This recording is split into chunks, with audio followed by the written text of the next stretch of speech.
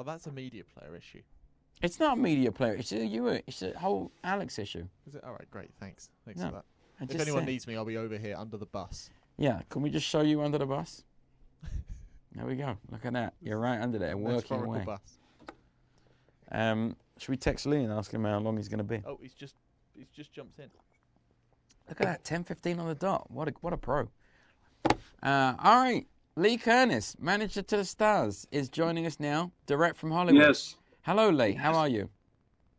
I'm good, thank you. What is this, week 8, week 7 of the quarantine? I think so, because it's like week 6 of this or 5. Yeah, we have a picture, Alex. Yep. There you go, Lee. My God, Lee, would you turn your phone sideways, please? Sure. I think it's the opposite. Like the bottom that you just showed is the opposite of what I'm seeing for myself. And I don't see you. Am I supposed to see you? No, you're not supposed. You see me when we do this. You see, now you see me. Okay, I got you. Now, yes. hang on. You're going to come back for a full episode soon, but this is like a way to build the anticipation of that wondrous day, because Lee and I speak usually at least once a day. I rang him up at 9 a.m. to talk to him about a few things, and in the middle of it, he's like, "Oh my God, I got to tell you about a dream I had." Over to you, Lee. Last night. First of all, I've never had a dream that I remember about magic. And I definitely never had a dream with the person I'm going to say who was in the dream. I've never had that person in a dream. So the dream is I'm having a business lunch with someone in Beverly Hills. It was on Cannon Drive. And there was a restaurant that used to be on 3rd Street, and outside the restaurant, there was a beautiful garden, and they had these trees that came up, narrow kind of trees that came up, and it was really beautiful. And, you'd sit out there, have lunch, you could have dinner there, it'd be like a 3-hour thing. So anyway, so it was like that kind of a place. The name of the place on 3rd Street was Orso, O-R-S-O. There's one in London, there's one in New York, but it's no longer in L.A. So I'm having lunch with this guy who I don't remember in the dream who it was. And I can see across the street, across Cannon, and I see, lo and behold, Penn Jillette is walking up. And he's walking up the street, and he's holding something, but I can't really see, what it is. It's just, small thing he's holding. And I decide to wave. Now, I only really know Penn through you. I've met him many times before. But you've met him many times through me. Through you, but I met him over the years. Yeah. I had a client who wrote for one of the specials, and I met him, but I didn't really know him. But now you have a very good relationship with Penn. Like if you, like when we see when you and I are together and Penn's with us, like everyone's joking around. We know each other. But Penn sort of likes to put me on, and so I'm a little hesitant about it. I don't I'm not all over him when I see him, because I'm like, oh God, he's gonna hear one thing I say and just take off on it. So because that happened once, right? It did happen. What was that thing? I'm a little more quiet. Well, you asked me to go see his show, which was great. Penn and Teller's show, and then afterwards we went back to their the green room. Their green room, thank you, living room area, and. There was a great new trick that they had done. I don't know if I realized it was new, and I certainly didn't realize you hadn't seen it. So I kind of was going through the trick with you as Penn was watching, and Penn went crazy on me because he hasn't seen it yet. You just totally screwed it up for him. You totally screwed it up. And I was like, what? I was like, what? And he went crazy on me. And I was like, holy shit. And I was like, God, I didn't know that he didn't see it. And you're standing there smiling. Of course, you're sitting there smiling like a proud parent whose kid just learned to walk and fell on his face. So what happened so going back to the dream, so Penn walks up, I wave to him. He gives me the greatest wave across the street and a big smile. And so, the guy who I'm eating lunch with can't see him. His back is to the wall and to the street. And so I said, oh, that was Penn Jillette walking up the street from Penn and Teller. He goes, oh, next thing I know, and along the wall is the entrance to the outside, and there's a host there. And it's Penn, and he's holding this thing, and he's smiling at me and giving me a little wave. And I'm like, oh, I guess he's going to come and say hello.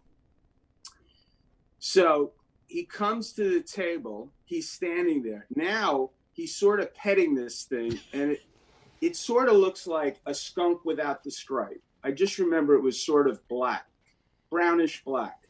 And I couldn't really tell exactly what kind of animal it was. Now, he's standing there. He's not talking. All he's doing is beaming, just a big smile on his face. And I introduced him to the guy, but he doesn't say anything. The next thing I know, he lets the animal go, but it goes up the tree to a branch, probably about 9 feet up, 8 feet up, not too high. And so I remember I turned to the guy who I'm eating with, and I say, watch this. Now, I don't know, I mean, I guess in the dream I knew it was going to happen, but now the animal takes a poop, defecates right on the tablecloth of our table, about that big. Oh, that's probably it. So then I said to him, no, I didn't say it in the beginning. When he pooped on the table, I said to my lunch, guest, I said, now watch this. And the next thing you know, it disappears off the table, and I say to him, look under the table. And it's under the table, like on brick or whatever the floor was. And I look at Penn, and Penn gives me one of these, see? And I'm like, that was amazing. And that's how the dream ended. I just was like, I mean, the guy I was with looked at me like, wow, how did he do that? And that's the end of the dream. The amount that I've gone through with that dog, with my dog, who was defecated in some of the finest stages across the land. Yes. And at no point have any of those stories been greeted by you with anything other than appropriate disgust. And then suddenly, Penn Jillette walks up to you with his own Mr. Piffles, who poops from a tree, lands on your table, and your only reaction is, watch this. Just you wait. Yeah, that was the watch this part. I didn't say it at the beginning of the trick. The poop penetrates the table, and Penn Jillette stands there, the proud father of this creature, and you basically giving a standing ovation. Yeah, I think it was an amazing trick. I don't know how he did it. I don't, but it was pretty fantastic. And then he just, he kind of gave a little bow, and the thing went into his arms, and he left. Oh, my God. And that was it. That was an amazing. And, the funny thing is, everything is so real that in the dream, I do remember thinking, God, Piff never told me how this was done. I know what happens. I know it ends up in the floor. Okay, because obviously I've seen it before in some way, but I don't know how it happens. And I remember thinking in the dream, God, he's got to tell me how he does this. You have to tell me. Well, let me I can't tell you right now because we're on air. I can't let these people know. But believe me, I'll be calling you with a method. Lee, thank you very much. Look forward to having you back properly. Okay. Coming up on the show today, we have Matt Farley. If you don't know about Matt, you really should. He is he figured out a way to game the system, and the particular system he gamed is streamed music. So Spotify, iTunes, YouTube. A lot of artists, they take a lot of time to make one song and hope to get great success with that one song. Hope to get millions and millions of views with one song. Not Matt. Matt decided to make many songs and get a few views with many songs. And so if, for example, you have one song that gets streamed 100 times, that's the same as 100 songs that get streamed once. Well, Matt has 20,000 songs at the last count. He has playlists that last for multiple days. That's right. He has definitely written more songs than Bob Dylan. numerically at least. And now he's able to make a full-time living from sitting back and listening to his music being streamed. So let's say hi to a local legend. It's Matt Farley. How you doing, Matt? Doing great. Thank you. This is a huge honor. Oh, my God. Are you kidding? The honor is all mine. Yeah, and the latest count is 20,199. That is unbelievable. 20,000. 199. 199. That is incredible, Matt. And what's your creative process? Well, there's two approaches. When I'm doing these fun, like I just finished an album about cities in Washington, and I'll make up a music track, and then I will bring up the Wikipedia page of that whatever city I'm singing about, and then I'll just hit record and kind of just sing facts as I'm reading them. So your creative process is...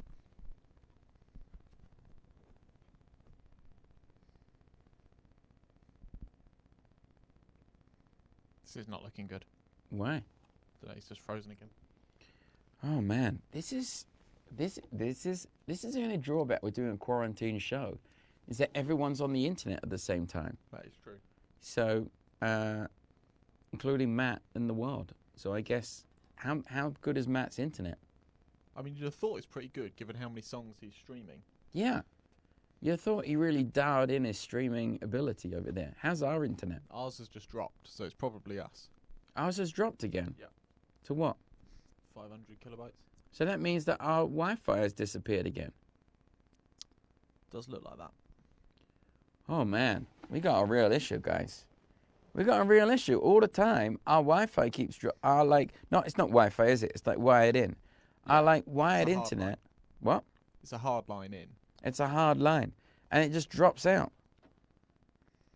Man, we got to get some serious people on there. We can't do this every day where we just lose our guests within 5 minutes. Well, is it because we're using so much of the internet company limited it? Yeah, maybe. Maybe we need to get them on the phone. Yeah, maybe Lindsay needs to get them on the phone. Is it going to pop back up? I'm trying. But we haven't changed anything, have we? No. Nothing was happening when that went down. Oh my God. Yesterday we lost half of Chris and Paul. We lost Paul. And today, oh man, I've been looking forward to Matt for ages.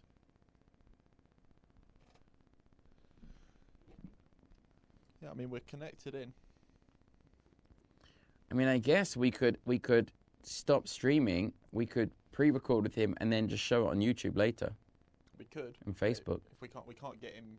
Anyway, the streaming isn't stopping that. No, the streaming is stopping it. Because if it's a limit on how much we can send out. But we need him coming in. Yeah, I know, but that's what I'm saying. So it's like if we don't send anything out and we just have him coming in. Maybe. Aren't limits different for upload and download? Yeah. But it's the upload limit that's the problem. Yeah.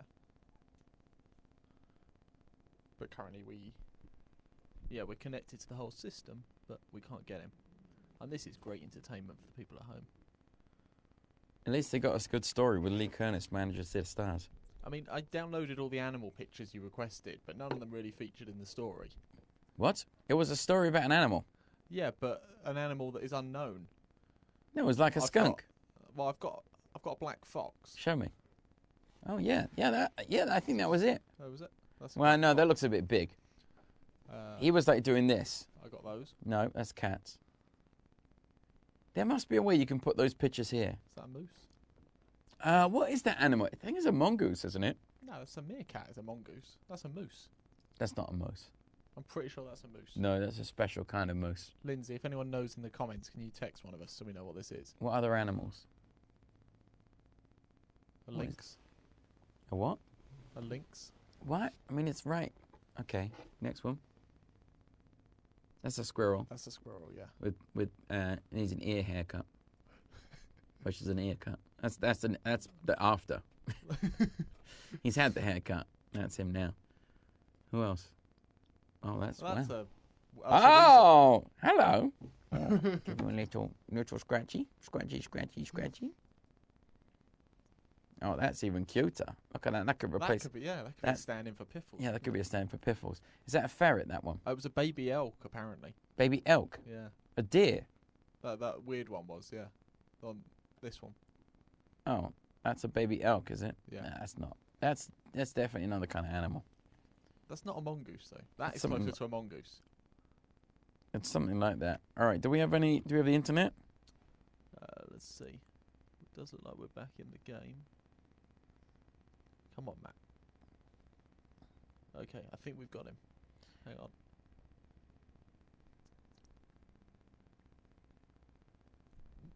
Matt, are you there? Hello, Matt. He is there, Okay. but for some reason we can't hear him now. The same reason, I think. Is there something on his side? Yeah, I think. Matt, can you turn yourself up again, or whatever you did last time? See if we can hear you. 1, 2. There we Yes. We got you back. Oh, yeah. Yeah, Matt. Our Wi-Fi just dropped. Our wired internet is just dropping out. The bigwigs don't want you to get your message out. Yes. Yeah, they've shut down Alex Jones, and now they're shutting down Piff the Magic Dragon.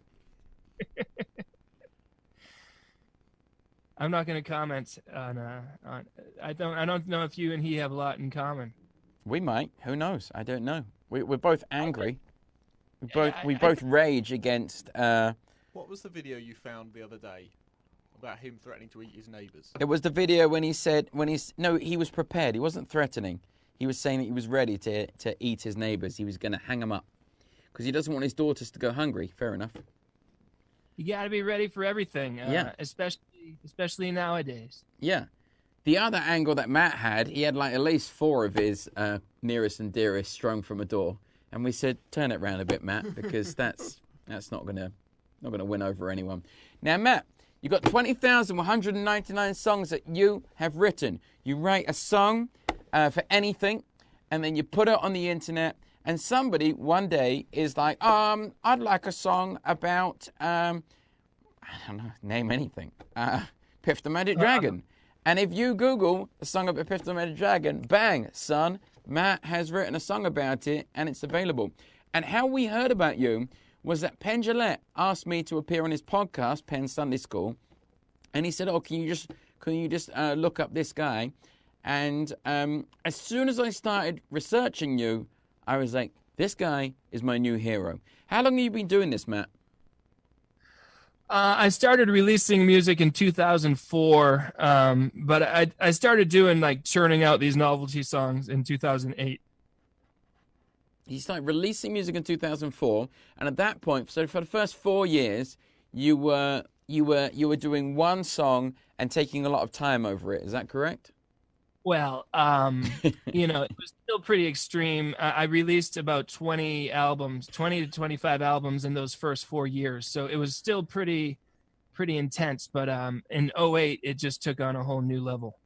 But in 2000, what made you decide, okay, I'm going to start releasing music in 2004? Well, I mean, it's all I've ever wanted to do. And so, through college, I was recording a lot of music with a friend of mine.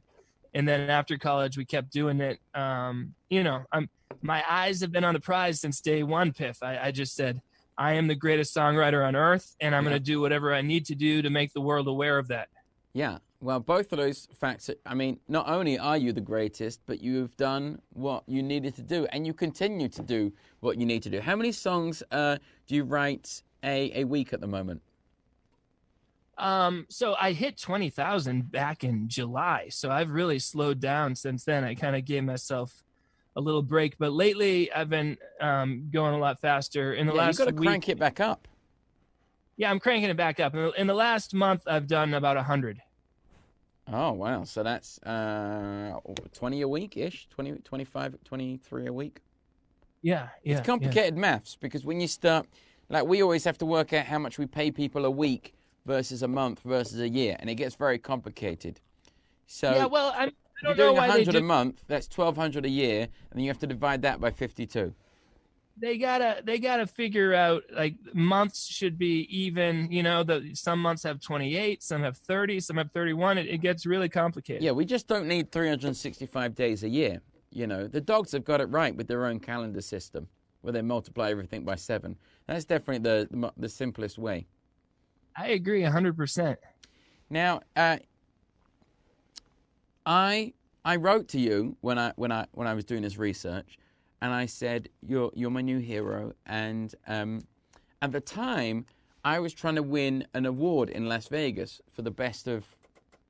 They have these awards, the best of Las Vegas, and I was trying to defend my award as best comedian, because in 2018 I won best comedian.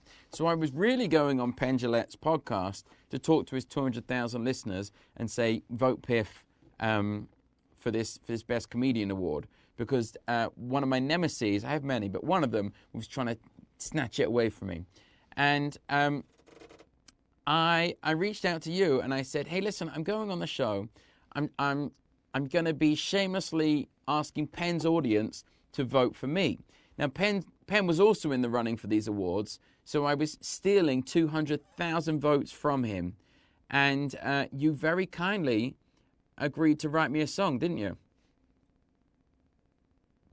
Have we lost him again? We've lost him again. Oh, God. This is so annoying. This is going to make it impossible to do this. He's asking, is it his fault or ours? No, it's ours. Do you want to get him on speakerphone? No. This is very, very demoralizing. No, what I'm going to do is I'm going to look up the song that he wrote for us.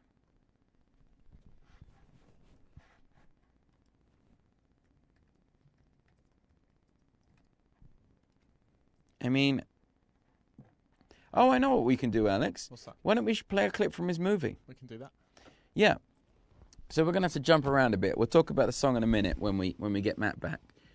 But the last time I saw Matt, I was in Keene, New Hampshire, and he came to the show and we did a podcast with him. And he gave me a bunch of DVDs, and he also said, I've got some movies out on Amazon Prime, and I watched one of them. It's called Local Legends. It's really good. It's real. I really loved it. I thought, I'll watch 5 minutes. I watched the whole thing in one sitting, which I rarely do, unless it's Barry. And I said to him, hey, can I show a bit of the movie on the show? Because he owns it. And he's like, yeah. So here's a little clip from Local Legends. Most of them don't carry their own CDs in their pocket. Thank you, Genevieve. So here I am, this fascinating man who carries CDs everywhere he goes. And I find whenever I go to some kind of gathering, nobody really wants to talk to me. You know what I'm saying here? I guess so. If I'm being completely honest, I feel that the moment I attend one of these parties, everything should stop. Everyone should just stop what they're doing, surround me, and I should hold court for at least a couple of hours. People should be hanging on my every word. But more realistically, I just want people to ask me a couple questions about myself. I mean, I go up to people, I say, hey, how you doing? What's your name? What do you do for a living? Where do you live? All this junk. I don't care about any of it. I'm just asking because I'm hoping they're going to ask me the same question and I can talk about myself. But they never do. Is it me? You know, it sounds like it's probably you. Genevieve? I think it's you. But anyway, the next time I go to a party... Wait, when was the last time you went to a party? 1998. But if I ever attend another party, I am going to walk up to people and say, so, you ever make any monster movies? You see what I'm saying here? Adios, subtlety. Exactly. The person will say no, and then there'll be an opening for me to say, I make monster movies, and I can talk about it for 10 or 20 minutes. It'll be great. Well, why not just bypass the question? Just walk up to someone. No, okay, that's all right. It doesn't matter. But I just love rocks, and I go to the local rock store a lot to buy rocks. But lately, with the economy and all, I just don't have enough money to buy rocks, and it's frustrating because I wanted this one specific piece of granite, and I couldn't afford it. So I collected a lot of things from my apartment, and I brought it to the store, and I offered to trade with the guy, and he said, "Sorry, we don't take things for granted here." Thank you. Ladies and gentlemen, the Manchester Comedy Showcase is proud to bring you the legendary Matt D, ladies and gentlemen.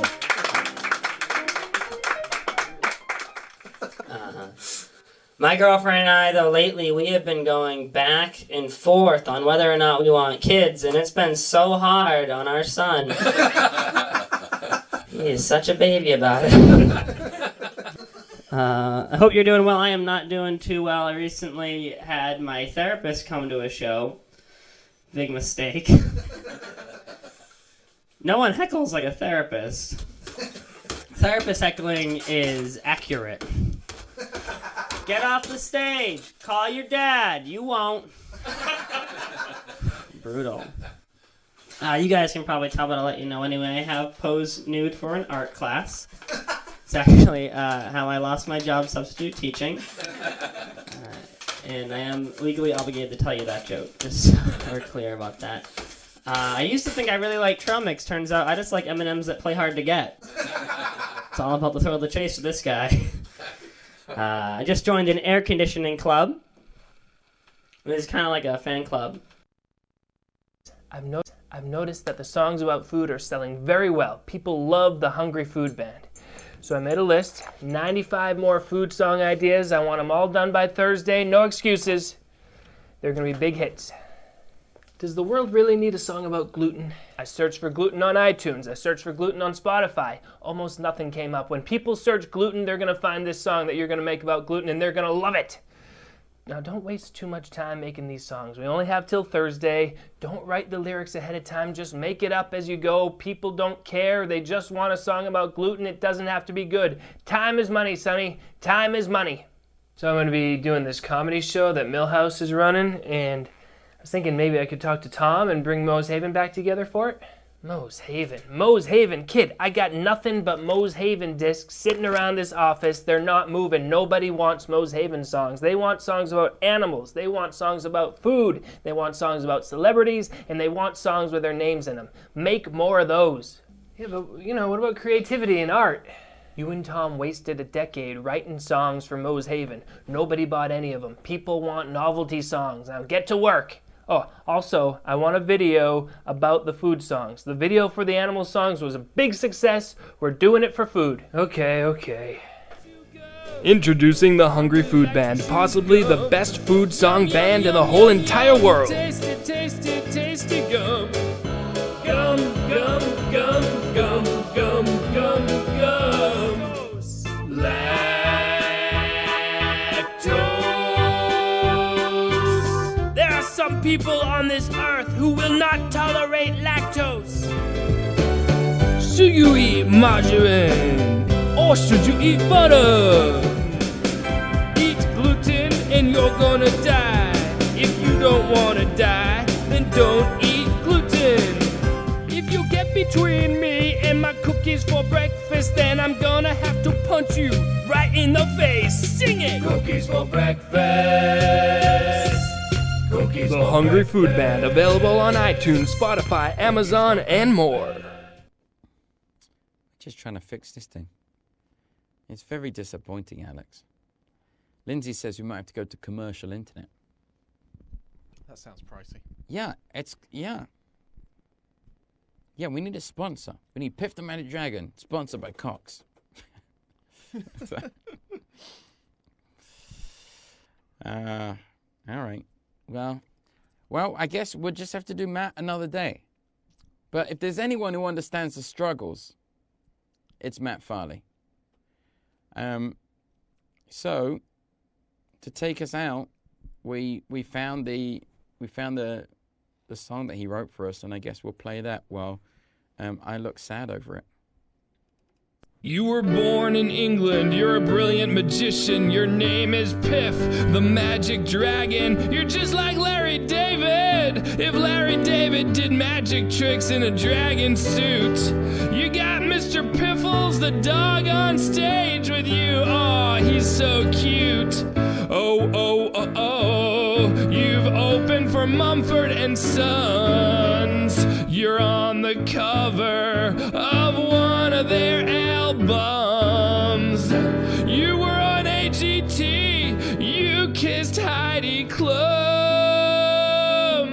I know it's gloom. I just did it for the rhyme. You've been written about by the New York Times. David Copperfield calls you a true original. Howard Stern says your talent is phenomenal. At the Flamingo every year, you're doing 300 shows. I could go on and on and on and on and on and on, but I'm just gonna leave it with votepiff.com. Votepiff.com. Oh, oh, oh, votepiff.com. I'm trying to squeeze out a tear.